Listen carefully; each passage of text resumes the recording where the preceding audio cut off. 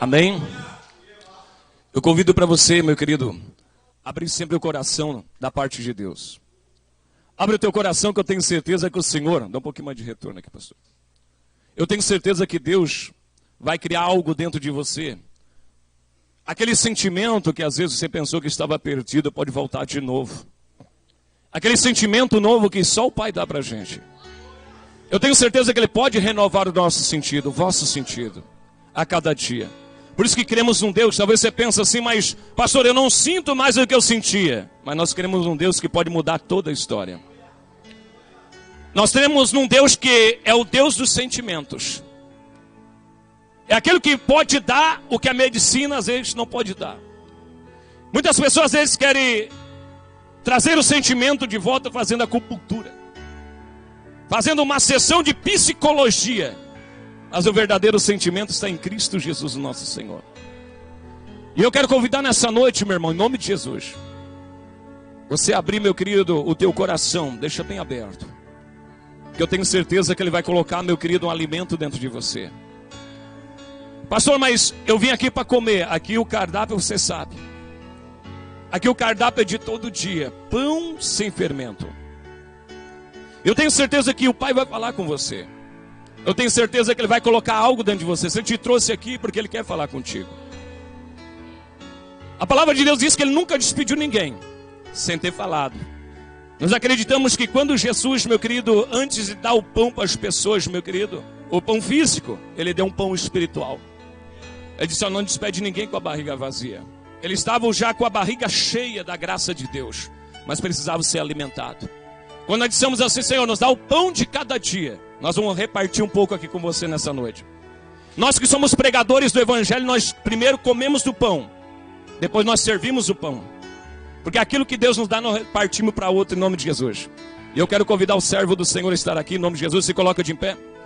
Eu queria saudar os nossos irmãos que estão conectados através da Web TV, da Web Rádio, em nome de Jesus. Muito obrigado pelo carinho da companhia. A você que está nos acompanhando através de um caminhão, do ônibus. A você que está do outro lado do mundo nos acompanhando na África, na Suíça, lá na Inglaterra, amém. Você que está clamando por uma igreja, eu sei que está difícil nesses lugares, mas eu quero convidar você a entrar em oração, porque para Deus nada é impossível. Eu sei que no seu país aí o pastor já está vendendo tudo que tem em cima do altar, está vendendo família, está vendendo filho, está vendendo filha, mas creia no Deus, meu querido, invisível, creia no Deus poderoso, que não precisa vender nada dentro da igreja para poder ter um servo de Deus. Eu quero dizer para você, clame ao Senhor, que Ele vai mandar um mensageiro, clamai ao dono da seara, que Ele vai mandar um mensageiro de Deus até o lugar, para você poder glorificar com a alma tranquila, em paz, em nome de Jesus. Vamos ouvir a palavra de Deus. Boa noite, igreja. Só da noiva do Cordeiro com a paz do Senhor, amém? Primeiramente queria desejar um feliz ano novo para todos vocês, em nome de Jesus. Para todos os irmãos, as irmãs que estão nos acompanhando, feliz 2020. E tenha certeza que mais um ano o Senhor estará conosco. E se a cruz já está pesada, eu tenho uma rápida mensagem para dar ao seu coração. Não confie em seus braços. Confie nos braços do Senhor, porque eles tiveram a força para levar a cruz. Eu tenho mais do que certeza no meu coração que o bom Cirineu vai estar ao nosso lado nesse ano de 2020. Mas, sem mais demora, em nome de Jesus, convido você a pegar a poderosa palavra de Deus e abrir comigo no Evangelho de Lucas. Lucas, capítulo de número 15. Quem for achando vai glorificando o nome do Senhor Jesus. Lucas, capítulo de número 15. A partir do versículo de número 27. Lucas, capítulo 15, versículos 27, 28, 29, 30, 31 e 32. Quem for achando vai glorificando o nome de Jesus. Como diz os nossos pastores, aqui não é proibido dar glória a Deus, aleluia, amém? Lucas, capítulo de número 15, a partir do versículo de número 27. Todos encontraram? Assim diz a poderosa palavra de Deus. Ele lhe disse: veio teu irmão, e teu pai matou o bezerro cevado, porque o recebeu são e salvo. Mas ele se indignou e não queria entrar. E saindo o pai, estava diante dele. Mas respondendo ele, disse ao pai: eis que te sirvo há tantos anos, sem nunca transgredir o teu mandamento. E nunca me deste um cabrito, para alegrar-me com os meus amigos. Vindo, porém, este teu filho, que desperdiçou a tua fazenda com as meretrizes, mataste o bezerro cevado. E ele lhe disse: filho, tu sempre está comigo, e todas as minhas coisas são tuas. Mas era justo alegrar-nos e regozijar-nos, porque este teu irmão estava morto e reviveu, tinha se perdido e foi achado, diz a poderosa palavra de Deus. Podem tomar assento em nome de Jesus. Creio que todos nós já ouvimos, já lemos a parábola que ora acabei de ler aos vossos corações. Lucas deixa relatado para nós uma sequência de 3 parábolas. A primeira parábola é a parábola da ovelha perdida. A ovelha perdida significa aquele que se perde por falta de senso de direção. A segunda parábola conta a história da mulher que perdeu a dracma dentro de casa. O que significa isso, irmão Dudu? A pessoa que se perde por descuido. Mas aí chegamos na parábola do filho pródigo, que a qual acabei de ler aos nossos corações. Que tipifica o que, irmão Dudu? Aquele que se perde por escolha. E é sobre isso que eu quero falar um pouquinho nesta noite. Sobre essa parábola, sobre esse filho, sobre esse pai e sobre esse irmão. Vamos falar sobre o filho, o pai e o irmão. Debaixo do tema: Deus nos deixa escolher. Vou repetir o tema e gostaria que você repetisse comigo. Deus nos deixa escolher. Isto foi um princípio que Deus estabeleceu desde o Gênesis. O poder de escolha do ser humano. A gente vê Deus em Gênesis capítulo de número 2, versículo de número 7, criando o homem do pó da terra. E aí Deus criou o homem e colocou ele no jardim, para ele ficar ali. Gênesis capítulo de número 2, versículos 17 e 18, Deus dá uma ordem para o homem. De toda árvore tu pode comer, mas da árvore da ciência do bem e do mal tu não comerás, porque quando delas comer, certamente morrerás. Mas sabe o que é interessante? É que a Bíblia diz um pouquinho à frente que o homem cai, o homem peca. E Deus coloca o anjo e a espada para guardar o caminho da árvore da vida. Aí, se fizermos uma pergunta: por que Deus não colocou o anjo e a espada para guardar a árvore da ciência do bem e do mal? Para evitar que o homem pecasse? Porque se Deus colocasse, Deus não daria o poder de escolha a Adão. Então, desde o princípio, o homem foi livre para escolher. Aí vamos um pouquinho à frente, falando agora do povo de Israel. A Bíblia vai dizer em Deuteronômio, capítulo de número 30, do versículo 15 ao versículo de número 20, especificado no versículo de número 19. Eis que hoje eu coloco diante de vocês a vida e a morte, a bênção e a maldição. Escolhei. Deus sempre deu o poder de escolha ao ser humano. Deus sempre nos deu o livre-arbítrio. É por isso que eu não creio na predestinação fora de Cristo Jesus. Somos predestinados ao reino dos céus em Cristo Jesus. Porque eu não creio num Deus maldoso. Eu não creio num Deus que, como eles pregam aí fora, seria mais ou menos assim, assentado num trono com um carimbo na mão. Tu vai para o céu, tu vai para o inferno. Tu vai para o céu, tu vai para o inferno. Não, nosso Deus não é assim. Nosso Deus, Ele permite nós escolhermos o que queremos. Mas só que toda a escolha tem um resultado. Toda a decisão vai ter uma reação. Mateus, capítulo de número 8, vai dizer que Jesus, descendo do monte, se aproximou um leproso e o adorou. E quando o leproso adorou a Jesus, Jesus reagiu a favor dele, colocando a mão sobre ele e o curou. Então toda reação, toda ação gera uma reação de Deus. E aí chegamos na parábola do filho pródigo, que é aquele que se perdeu por escolha. Aí quero fazer uma pergunta aos nossos corações. Nós temos sabedoria nas nossas escolhas?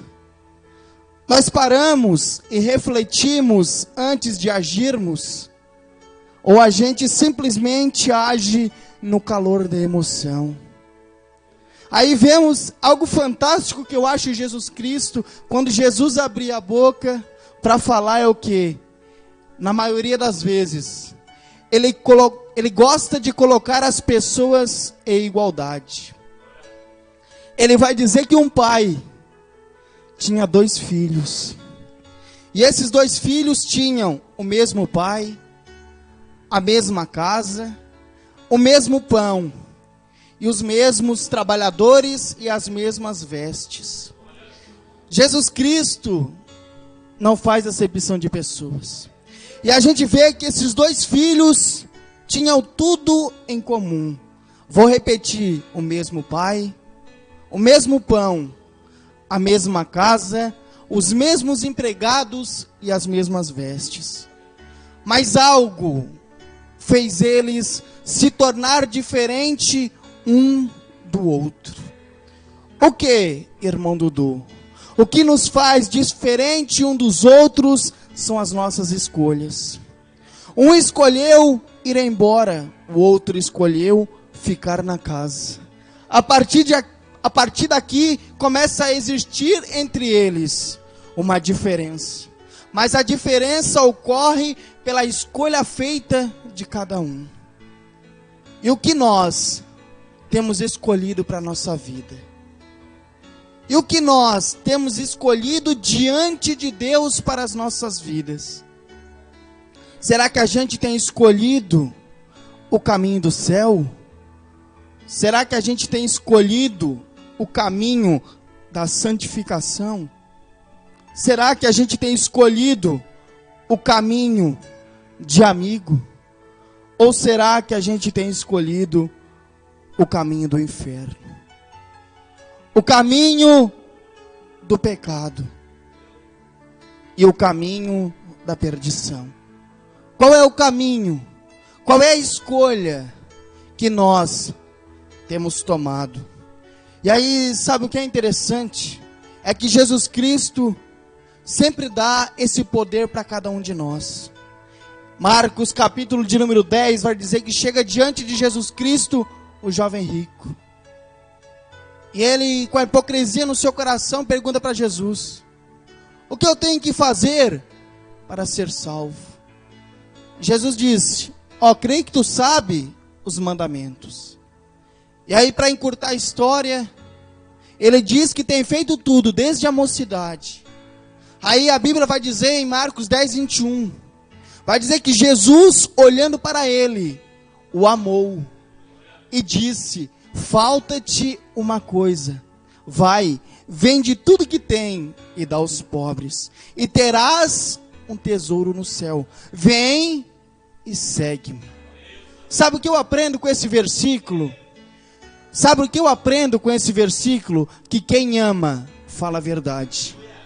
Porque Jesus sabia que ele não estava pronto, mas Jesus chega e diz a verdade. Mas já viu que nem sempre a verdade de Jesus nos agrada? Na história do jovem rico, ele preferiu os bens da terra do que os bens do céu. Mas sabe o que é interessante? Jesus Cristo não insistiu. Jesus Cristo não forçou ele a seguir. Por quê? Porque ele fez uma escolha. Então, que nesse ano de 2020, a gente venha saber fazer escolhas na presença de Deus. Pode ver, Deus nos dá esse poder, mas é um poder que traz responsabilidades. Eu creio, não estou lançando uma palavra de maldição, vou usar de exemplo para você entender. Se chegar naquele grande dia, eu e você perdermos a salvação, a gente não vai poder culpar ninguém, porque nós fomos livres para escolher aonde vamos passar a eternidade.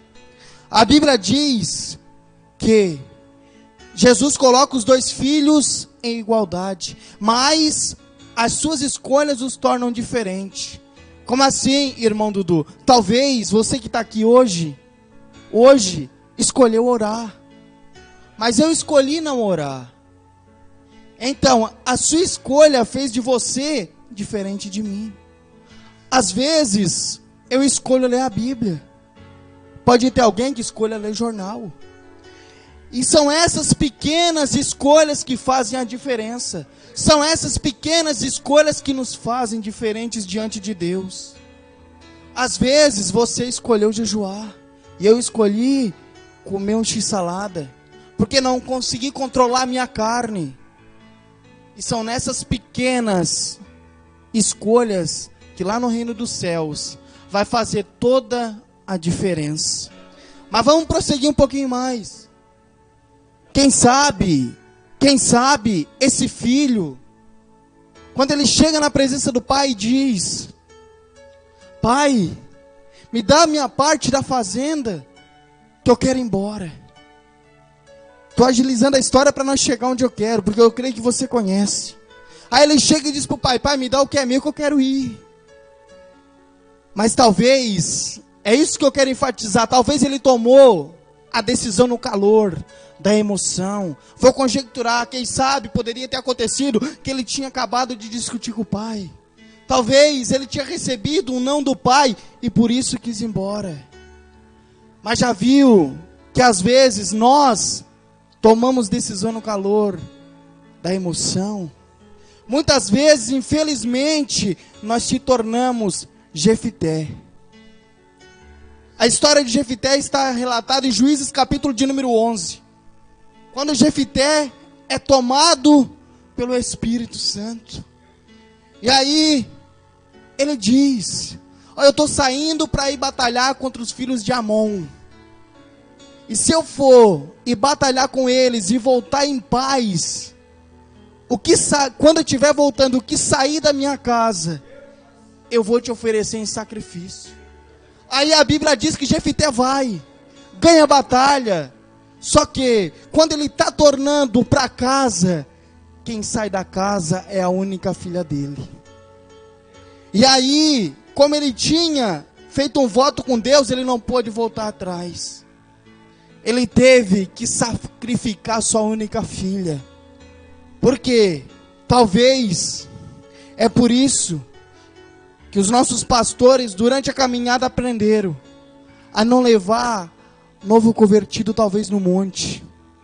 Porque chega lá, se a gente é muito novo, pode ser que receba uma unção de Deus e não saiba controlar.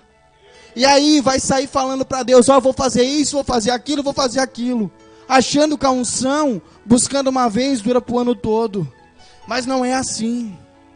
O que eu quero dizer, a gente tem que tomar cuidado com aquilo que fala para Deus, com aquilo que fala para o próximo, para a gente não ser tolo. Eclesiastes capítulo de número 5. Não seja tolo a pronunciar a palavra diante de Deus. E quantas vezes a gente cheio do Espírito Santo diz, não, agora eu vou abrir o jejum de Daniel. E não aguenta 2, 3 dias. Eu vou fazer a campanha de oração, 1 mês, lá na igreja. Não aguenta 25 dias. A Bíblia diz que é mais fácil não fazer voto do que fazer e não cumprir. Talvez o filho tomou a decisão na emoção. Muitas pessoas que estão aí fora hoje, que já estiveram aqui dentro, puderam tomar a decisão por emoção e não conseguiram mais voltar. Eu converso com algumas pessoas e a gente vê. O missionário mesmo postou essa semana no grupo um rapaz dizendo que queria poder voltar para a presença, mas não consegue. E às vezes nós que estamos aqui temos a oportunidade de estarmos na presença e não querermos. Porque é diferente eu querer e não poder, e eu poder e não querer. Então, tome cuidado quando tomar uma decisão. Uma decisão nossa vale uma eternidade. A nossa decisão vale uma eternidade. Aí, agora é forte, irmãos. Olha só. Aí sabe o que eu acho interessante? É que quando Jesus fala isso, ele não diz que o pai tentou de alguma maneira impedir o filho. Mas por que que o pai não tentou impedir o filho? Nunca se perguntou por quê? Porque o normal da gente é o quê? Ver alguém indo embora é fazer o quê? Correr atrás. Se preciso for, implora de joelho para não ir. Mas por que que o pai não fez nada? Trazendo para o nosso contexto, o pai é uma figura de Deus. E os 2 filhos, 2 tipos de filho que a gente vai ver depois. Olha só, mas por que que o pai não implorou para o filho ficar? Simplesmente uma única palavra: a presença. Se a presença do pai não é suficiente para que o filho ficasse, nada mais seria. Assim somos nós. Se nós estamos aqui nesta noite por outro motivo a não ser a presença, tudo é em vão. Porque se a presença do Pai não nos bastar, o que vai bastar? Por que a presença, irmão Dudu? Porque a presença, ela nos leva a confessar pecado. Quando Deus entra na casa de Zaqueu, quando Jesus entra na casa de Zaqueu, Jesus não fala nada. Zaqueu começa a botar os pecados para fora. Olha, eu roubei. Eu fiz isso, eu fiz aquilo. A presença basta para curar. Tinha um enfermo na casa. A enfermidade estava lá. Mas quando a presença de Jesus chegava, a enfermidade tinha que sair. A presença, ela liberta. Chegou em Gadara, o demônio estava mandando. A presença de Jesus chegou ali, o demônio tem que sair. Então, a presença nos basta. Às vezes a gente não quer ser igual a Moisés. Eu só vou, Senhor, se a tua presença for comigo. Então, se a gente está aqui nessa noite por causa de qualquer outra coisa e não está aqui por causa da presença, a gente tem que melhorar. Não adianta eu vir aqui para ver o pastor Angildo. É bom sentar e conversar com o pastor Angildo, mas a razão principal não é por conversar com o pastor Angildo, mas é porque Jesus está aqui na casa.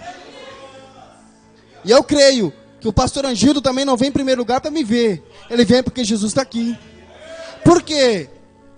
Porque estou usando o pastor Angildo de exemplo para você entender. Porque se eu me espelhar somente no pastor Angildo, quer dizer que quando ele não vir, eu não venho? E se ele sai um ano para fazer missão pelo Brasil, eu vou ficar um ano sem vir na igreja? Então nós temos que vir primeiramente por causa da presença. Porque a presença é tudo que a gente precisa. Porque se a gente tem a presença, a gente é curado. Se a gente tem a presença, a gente é fortalecido. Porque o poder dele se aperfeiçoa na nossa fraqueza. Mas só porque eu estou na presença. Se eu tenho a presença, eu tenho a graça para vencer o pecado. Tá pegando aí? Aí, imagina um pouquinho mais. Agora vamos imaginar aqui comigo. O pai, depois que o filho saiu, passeando pela casa, pastor. Imagine comigo. O pai, passeando pela casa. Quem sabe o primeiro cômodo que o pai foi o quarto do filho. Imagina, o pai, vou conjecturar para você, com lencinho, assim nas mãos, passando pelo quarto, aonde costumava ver o filho, todos os dias, quem sabe, todas as noites ali. Agora trazendo para nós, será que Deus tem nos encontrado no quarto? Quando Deus passa na nossa casa, Ele nos acha, Mateus 6,6. Mas quando tu orares, fecha a porta do teu quarto e fale em secreto ao teu pai. Aí vamos um pouquinho mais fundo. Imagina o pai saindo do quarto, pastor, e passando pela mesa, lugar de comunhão, aonde tinha comunhão com o pai e com o irmão. Imagina, a mesa é lugar de comunhão, aonde a família se reúne. Aí, trazendo para nós, quando Deus passa na mesa de casa, nos vê em comunhão com o pai e com o irmão. Aí vemos que, sabe o que é interessante?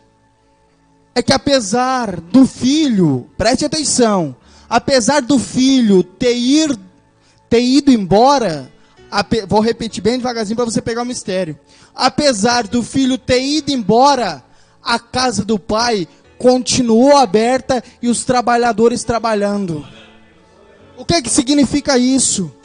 Se eu não quiser o reino vai prosseguir sem mim. Se o Judas não quer, o Matias está só esperando.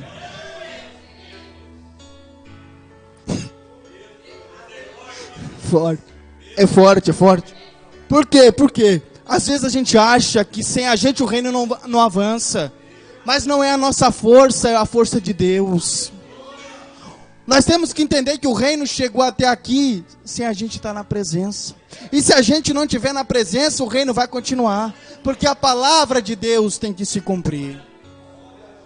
E se o Judas não quer, está vendendo Jesus, o Matias está só esperando a oportunidade para levar o evangelho.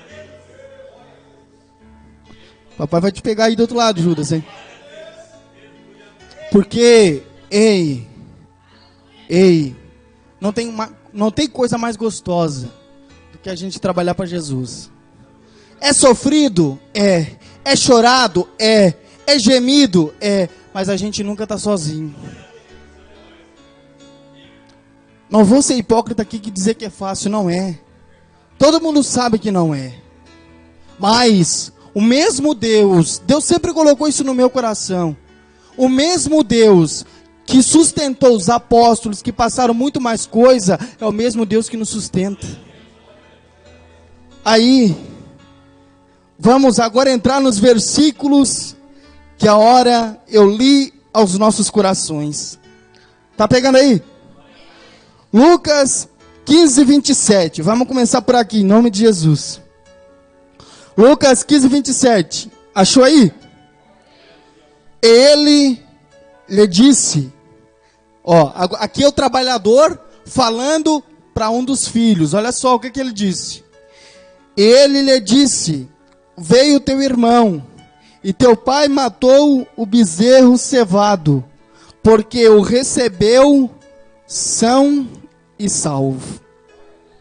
Olha só, aqui tem uma explicação gostosa.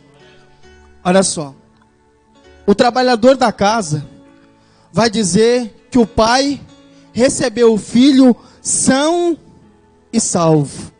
Mas só que, quando ele falou isso aqui, o filho já tinha comido e já estava vestido. Então olha só, para mim, na fé, ter uma saúde espiritual e ser salvo, eu tenho que estar na presença. A cura interior e a salvação só vem se estar na presença. Porque quando o filho foi embora, o pai tirou dele a aliança, as vestes e a sandália. Então quer dizer o quê? Quando eu estou no mundo, ninguém tem compromisso comigo. Porque Satanás não tem compromisso com ninguém. Quando eu estou no mundo, a vergonha do meu pecado está à mostra. Aí a gente entende porque em Apocalipse 3,18 Jesus diz: vem e compra de mim, veste para que tampe a vergonha da tua nudez. E sem a presença, sem estar na presença, não tem a sandália. Que simboliza o quê? O poder para pregar o evangelho e para pisar sobre Satanás e seus demônios. Então, sem estar na presença, eu não sou salvo. E eu não sou são. Se eu não sou são, eu sou doente. E o filho tinha uma doença. A doença da fome. Só o pão supriu a necessidade do filho. E a gente sabe que o pão simboliza Jesus Cristo de Nazaré. Porque ele disse: eu sou o pão vivo que desceu do céu. Então, se você temos feridas, só vai ser curado na presença. Se nós temos alguma doença, só pode ser curado na presença. E aí, sabe o que é interessante? É que é forte. O interessante é que vou pegar o meu contexto. Estar são não significa que eu sou salvo.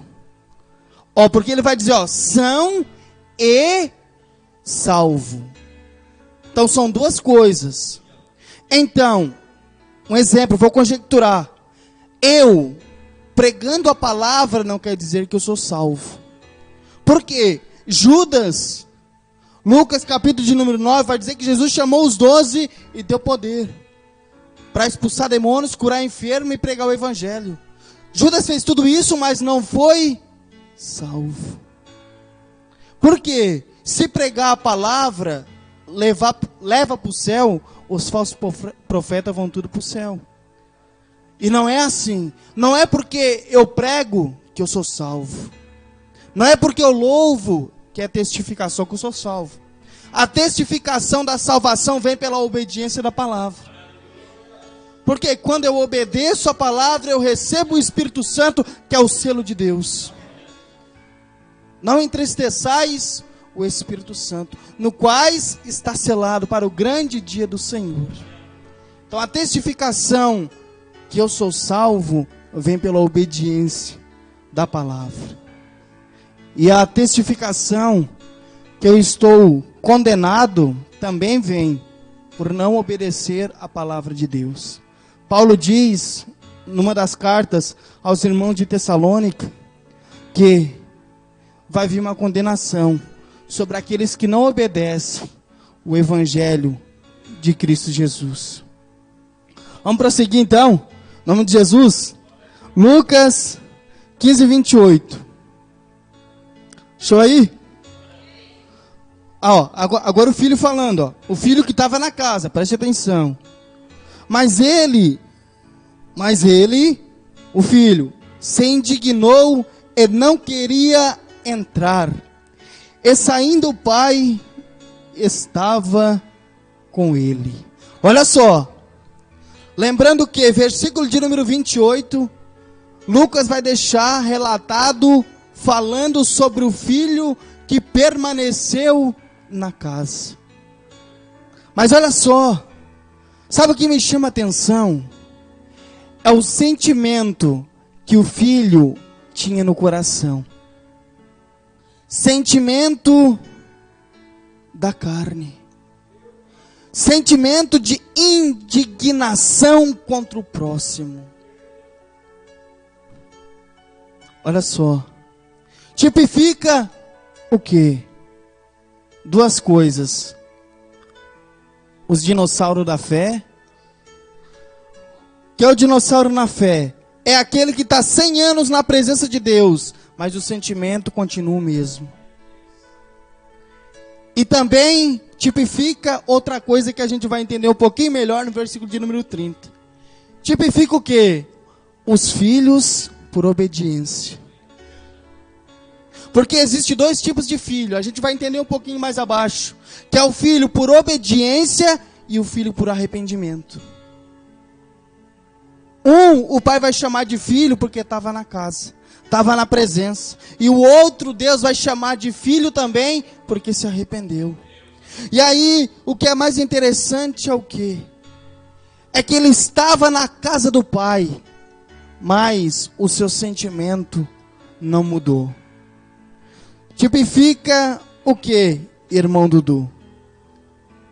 Olha só, não adianta eu estar somente na presença. E nós precisamos aprender isso. Por quê, irmão Dudu? Porque senão a gente vem aqui toda sexta, todo domingo, sobe um monte na terça e continua o mesmo. Não há uma transformação dentro de nós. Indignação contra o seu irmão.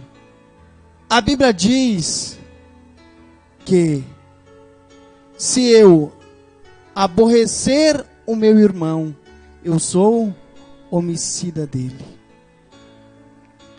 Olha só, ele não devia ter ficado contente com a volta do irmão? Ele não deveria ter se alegrado juntamente com seu pai? Mas quem sabe, ele ainda era avarento. Ele tipifica os crentes do século 21. Que o quê? Que fica pegado na herança. Fica pegado na fazenda. Fica pegado nas coisas terrenas. Versículo 29. Mas, agora o pai falando, ó. Mas respondendo ele, disse... o filho vai falar, perdão. Mas respondendo ele, disse ao pai: eis que te sirvo há tantos anos, sem nunca transgredir o teu mandamento, e nunca me deste um cabrito para alegrar-me com os meus amigos. Olha só. Então vemos, aprendemos o quê? Que o tempo de caminhada com Deus, o tempo na presença de Deus, não significa conversão genuína. Eu te sirvo há tanto tempo. Olha só, ele perdeu até a data. Ele perdeu até a quantia dos anos que já estava na presença de Deus, mas não mudou nada. Continua o mesmo avarento. Continua o mesmo, aquele que só sabe olhar para o seu umbigo. Talvez, vou conjecturar para você entender, talvez quando ele viu o irmão voltando, botou a mão na cabeça e disse: não, vou ter que repartir a herança de novo com ele e não acredito.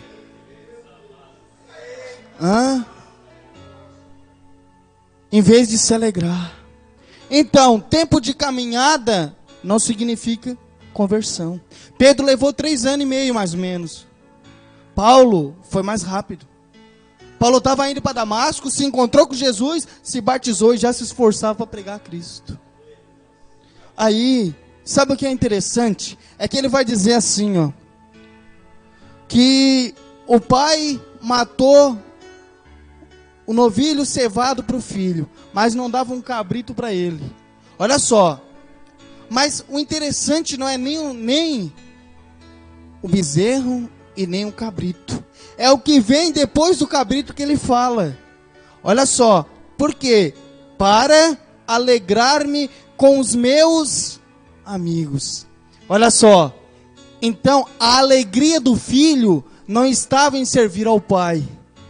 A alegria do filho não estava em estar na presença com os irmãos, mas sim com os amigos.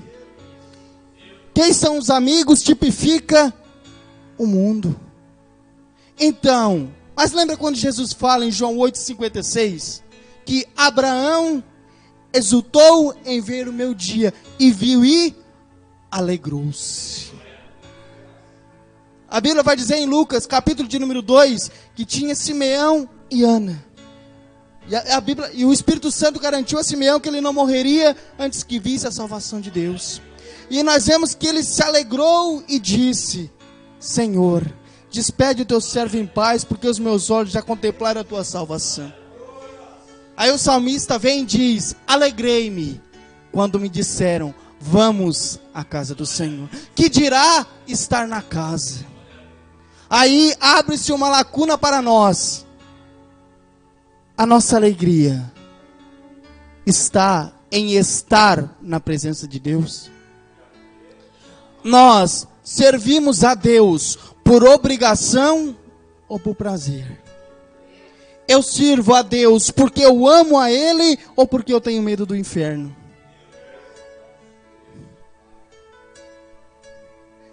Talvez, se uma pessoa guardar a palavra para não ir para o inferno, pode ser que ela seja salva. Mas não tem nada melhor do que a gente guardar a palavra porque a gente ama Jesus. Se alguém me ama, guardará a minha palavra. O meu Pai o amará e nós viemos a Ele e faremos nele morada. Nada melhor do que a gente provar o céu, ainda aqui na terra. E aí, sabe o que é interessante? É que a palavra de Deus vai dizer que ele não tinha, tipifica que ele não tinha alegria de servir a Deus. Mas a alegria dele estava nas pessoas e não em Deus. A gente precisa ter alegria quando está somente nós e Deus na sua presença.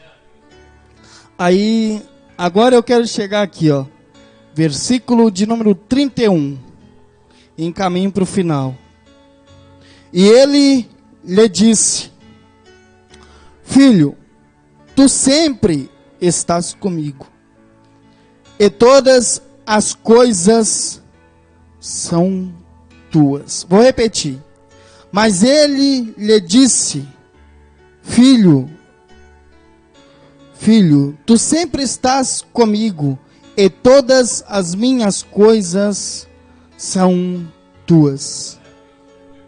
Olha só. Versículo de número 30, o filho vai dizer assim, ó.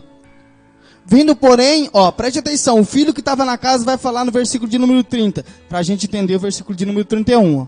Vindo, porém, este, ó, preste atenção, vou repetir de novo, para você pegar um mistério, ó. Vindo, porém, este teu filho, que desperdiçou a tua fazenda com as meretrizes, mas mataste-lhe o bezerro cevado.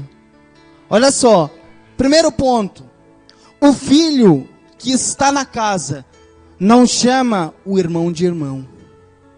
Ele simplesmente diz: esse teu filho. Aí abre-se uma união do versículo 30 e 31. Quantas vezes nós não soubemos receber aqueles que estão voltando? Quantas vezes a gente não sabe acolher? Quantas vezes nos falta amor e sabedoria para acolher aquele que está voltando? Às vezes a gente parece aquelas pessoas da parábola que Jesus disse, que o trabalhador saiu para granjear trabalhador para sua vinha. E ele granjeou de manhã cedo, trabalhou o dia todo, e ele aceitou com eles um dinheiro. E aí durante o dia ele saiu e alistou mais gente para trabalhar com ele. Só que, chegando, os primeiros acharam que iam receber mais do que os outros. Só que Deus pagou a todos o mesmo dinheiro. O que significa isso? Às vezes nós, que estamos na caminhada há mais tempo do que outras pessoas, às vezes se a gente não se policiar, a gente vai se indignar. Mas eu já estou há 100 anos na presença de Deus, para Deus me dar a vida eterna. E esse chegou ontem vai receber a mesma coisa que eu. Já viu? Às vezes a gente não sabe entender o propósito de Deus. A gente, infelizmente, às vezes se torna egoísta. Quer tudo pra gente. Acha que o céu foi feito só para mim e para você, não. Pelo contrário, a gente tem que se alegrar com aqueles que estão voltando. Nós precisamos uns dos outros para formar o corpo de Cristo. Ninguém é corpo sozinho. Ninguém é corpo sozinho. Mas e quantas vezes, em vez de chegar no irmão, na irmã que está chegando e dar um abraço, dar um aperto de mão, a gente nem vai lá e cumprimenta. A gente finge que a pessoa nem está ali. Em vez de chegar e dar um abraço acolhedor. Ou vai dizer que você nunca chegou aqui, quebrado, todo arrebentado, mas um abraço te fez toda a diferença. Mas às vezes a gente não sabe receber as pessoas. Mas quando daí a gente está mal, a gente quer que as pessoas recebam a gente bem. Mas tem algo interessante que Jesus Cristo disse: o que tu fizer a um desses pequeninos, tu farás a mim. Então quando eu não trato bem o meu irmão, eu não trato bem o próprio Jesus. Quando eu não acolho o meu irmão e não me alegro com ele, eu também não acolho e não alegro Jesus Cristo. Porque a Bíblia diz, Romanos 12:15, chorai com os que choram e alegrai com os que estão alegres. A Bíblia diz que o amigo de Jesus chorou. Chegando lá, Lázaro estava morto e a Bíblia diz que Jesus chorou. E quantas vezes a gente não tem a capacidade de chorar por uma alma? E não tem ainda mais a capacidade de pelo menos se alegrar quando ela volta para a presença. Que a gente, nesse ano de 2020, venha a ser um povo acolhedor. Não estou aqui dizendo, já estou encerrando, não estou aqui dizendo de maneira nenhuma que não é para pregar contra o pecado daquele que está voltando. Eu estou dizendo em acolher a pessoa. Porque Jesus ama o pecador, mas ele abomina o pecado. Então, pregue sim contra o pecado, mas também acolha. Seja um ombro amigo na vida de alguém nesse ano. Seja um amigo verdadeiro para alguém nesse ano. Porque o que eu quero para mim, eu tenho que fazer para o próximo. Versículo de número 32, para a gente finalizar.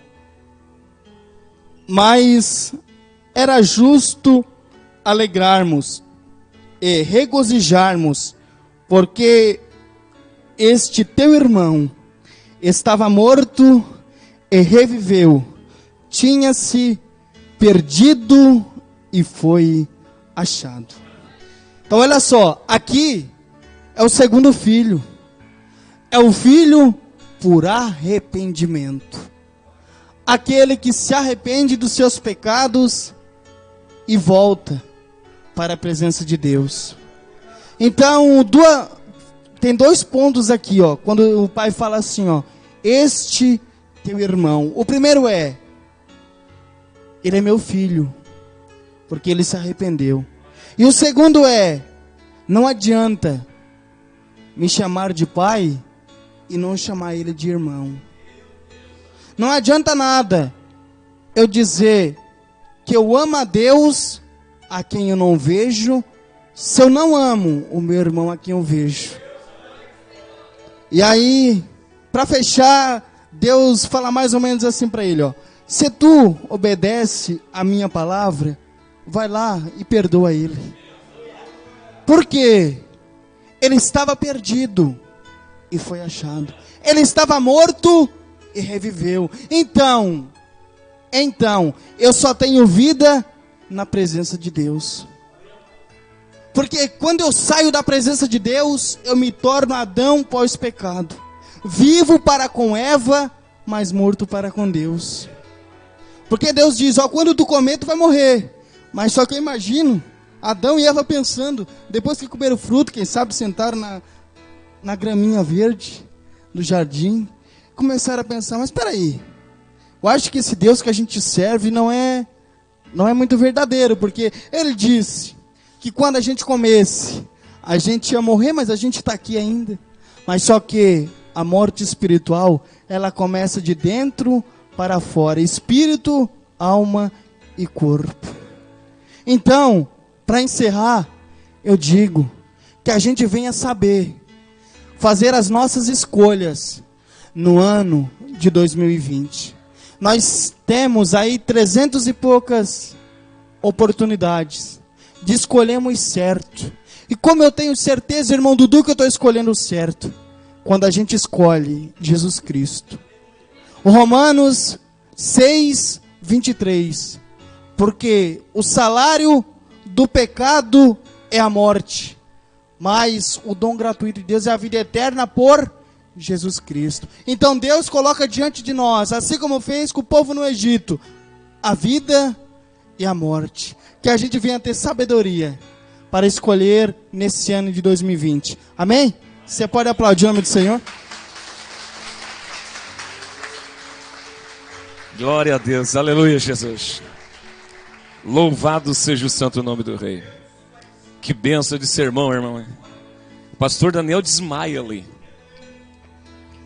Irmão do homem do 1001 sermões. Glória a Deus. Deus usa quem quer, né, irmão?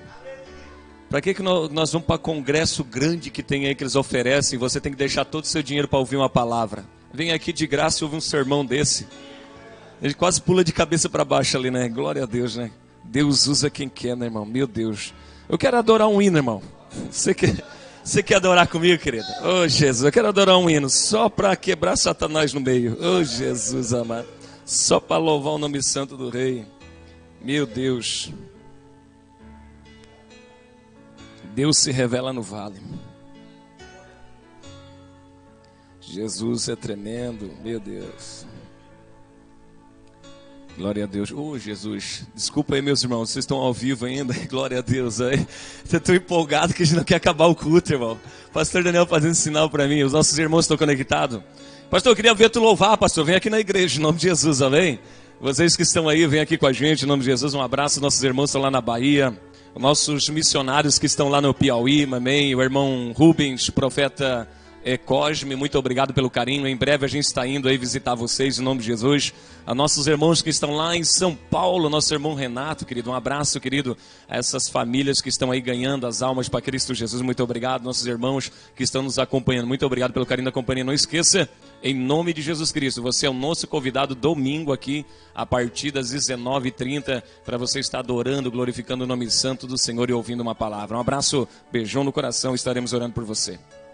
Glória a Deus.